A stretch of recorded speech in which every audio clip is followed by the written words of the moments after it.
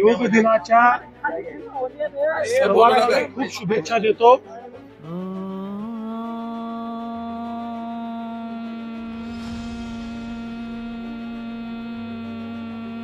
ती योग विद्या, ती योग आणि आसनं ही जगभरात पोहोचवण्याचं काम माननीय प्रधानमंत्री नरेंद्र मोदीजींनी केलं।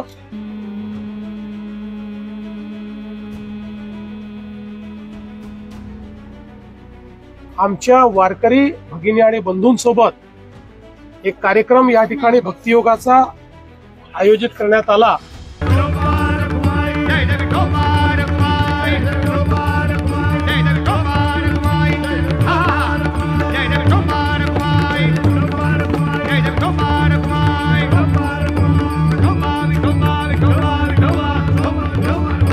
योग दिनाच्या सर्वांना खूप शुभेच्छा देतो।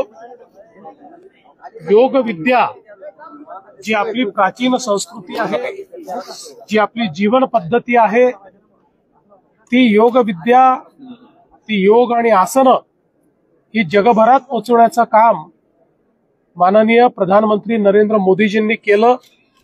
आणि आज जगाच्या सर्व देशांमध्ये योग दिवसाच्या निमित्ताने योग आसनाचं काम किंवा योगासन करण्याचा प्रयत्न त्या ठिकाणचे लोक करत आहेत। आज पुण्यामध्ये अतिशय अभिनव अशा प्रकारचा कार्यक्रम या ठिकाणी झाला, भक्ती योगाचा कार्यक्रम।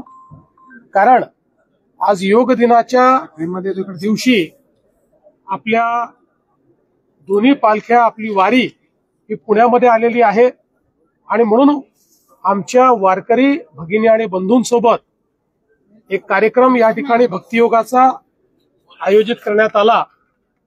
राज्याचे उच्च व तंत्र शिक्षण मंत्री चंद्रकांत दादा पाटील, राजेशजी पांडे आणि सावित्रीबाई फुले पुणे विद्यापीठाच्या माध्यमातून सर्व ज्या दिंड्या आहेत त्यांच्या मुक्कामाच्या ठिकाणी आणि त्यासोबत 700 महाविद्यालयांमध्ये एकाच वेळी हा योग दिवस साजरा करण्यात आला। आणि आम्ही सगळ्यांनी एकत्रितपणे योग आसनं केली।